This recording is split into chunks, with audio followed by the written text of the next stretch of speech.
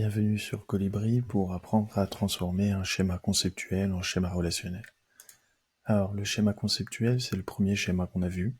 Pour apprendre à construire une base de données, on l'a fait à partir d'une description d'une situation et un dictionnaire des données. Donc on a sur ce schéma des entités, espèces, photos, continents, qui sont représentés par des carrés, des associations, vivre et illustrer, qui sont représentés par des ovales, et des cardinalités, qui sont les chiffres. Alors on a appris à lire ce schéma conceptuel. Une espèce peut vivre sur 0 continent ou n continents, et sur un continent peut vivre 0 espèces ou n espèces. Et une photo illustre donc au minimum une espèce et au maximum une seule.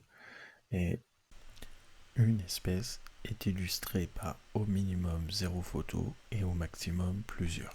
Donc ce schéma conceptuel est une première étape de travail, mais ne nous permet pas de construire directement la base de données, parce qu'en fait, il ne nous montre pas quelles sont les tables que l'on doit construire.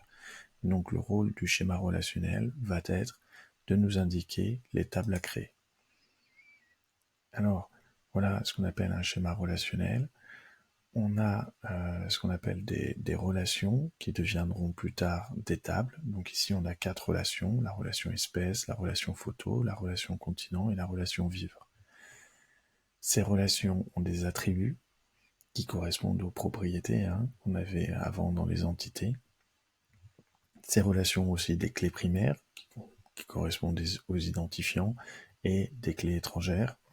Dans la relation photo et dans la relation vivre, on a des clés étrangères. Alors, ce qu'on va voir, c'est qu'en fait, il y a 3 étapes pour transformer ce schéma conceptuel en schéma relationnel.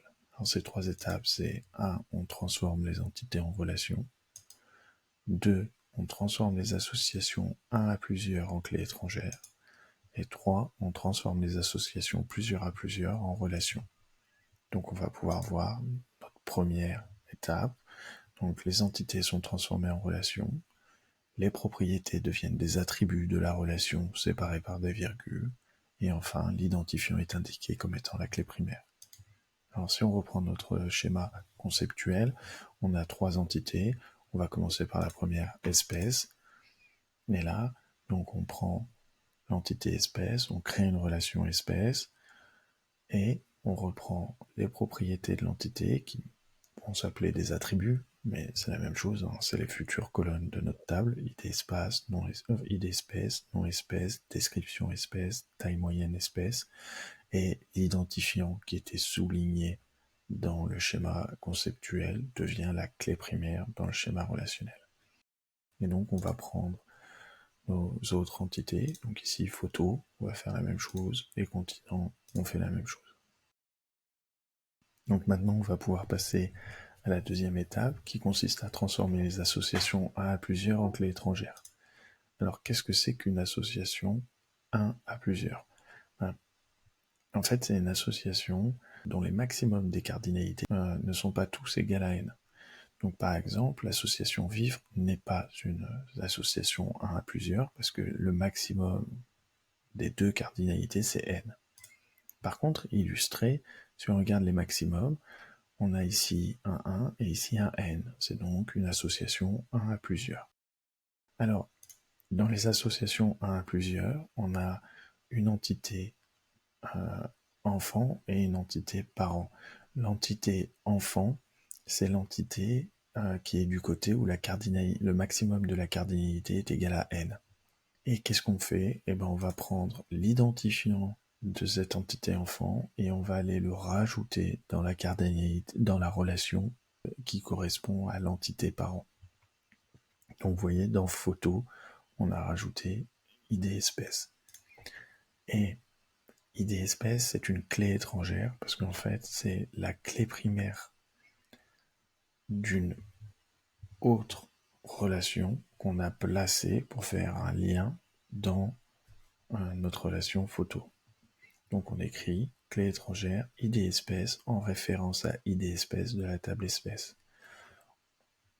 Ok, donc maintenant il ne nous reste plus qu'à voir notre troisième étape: transformer les associations plusieurs à plusieurs en relations. Et la nouvelle relation, elle aura une clé primaire qui sera constituée de deux clés étrangères qui seront en fait les identifiants des entités reliées par l'association. On va essayer d'expliquer ça. Donc notre relation plusieurs à plusieurs, on l'a vu, hein, c'est vivre, parce que les maximums c'est n, d'accord? Les deux maximums des cardinalités c'est n, et donc on va transformer l'association vivre en relation. On va avoir les deux champs ID continent et ID espèce, qui sont en fait les identifiants des entités qui sont reliées par l'association. Et on va reprendre l'attribut, la propriété de l'association nombre spécimen qu'on rajoute comme attribut de la relation. La clé primaire, c'est le truc qui est un petit peu compliqué à comprendre, c'est qu'elle est constituée de deux clés étrangères. Mais la clé primaire, c'est le couple ensemble. Et donc on a deux clés étrangères, ID espèce en référence à ID espèce de la table espèce, et ID continent en référence à ID continent de la table continent. Alors je vais expliquer un petit peu cette notion de clé primaire, hein, qui est constituée d'un couple. On va, je vais vous montrer, voilà, ce que va devenir notre base de données, ou en tout cas la partie concernée par la table espèce, la table continent et la table vivre. Donc la table espèce, on aura une colonne ID espèce, nom espèce, description espèce et taille moyenne espèce, avec des données à l'intérieur. Donc l'espèce 1, le chien, voilà. L'espèce 2, le chat. Dans les continents, on aura des identifiants pour continent, donc on aura le continent 1, le continent 2, l'Europe, l'Amérique, etc. Et dans la table vivre, en fait, c'est une table de liaison qui sert à faire le lien entre espèce et continent pour stocker sur quel continent vivent les espèces. Donc on va par exemple, si on écrit ID espèce 1, ID continent 1 et nombre des spécimens 1 million, ça veut dire que l'espèce numéro 1, le chien, vit sur le continent numéro 1 en Europe. On peut rajouter une deuxième ligne, le chien vit aussi en Amérique, et là il y a 1 500 000 spécimens. On peut aussi écrire que le chat vit en Europe. Alors, et puis on peut aussi écrire que le chat vit en Amérique. Alors, ce qui est important de comprendre, c'est que normalement, une clé primaire, vous êtes d'accord, elle est forcément unique. Et donc certains diraient, mais pourquoi dans ID espèce, on a 2 fois le 1 ou 2 fois le 2? Parce que ID espèce, tout seul, n'est pas la clé primaire. Pareil, ID continent, on a plusieurs fois le 1, on a plusieurs fois le 2, parce que ID continent tout seul n'est pas clé primaire. C'est le couple ID espèce, ID continent qui est clé primaire et qui doit être unique. Donc vous voyez, le couple 1-1, il est bien unique, il apparaît qu'une seule fois. Et si jamais j'essaye d'insérer dans ma base de nouveau un couple qui existe déjà, par exemple le couple 1-2, eh ben, mon moteur de base de données le refusera, parce que ma clé primaire doit être unique. Voilà, donc si on résume ce qu'on a vu, les entités sont transformées en relations, les propriétés deviennent des attributs de la relation séparés par des virgules, et l'identifiant est indiqué comme étant la clé primaire. Les associations 1 à plusieurs sont transformées en clés étrangères grâce à l'insertion de la clé primaire de l'entité enfant dans la relation parent. Et enfin, les associations plusieurs à plusieurs sont transformées en relations.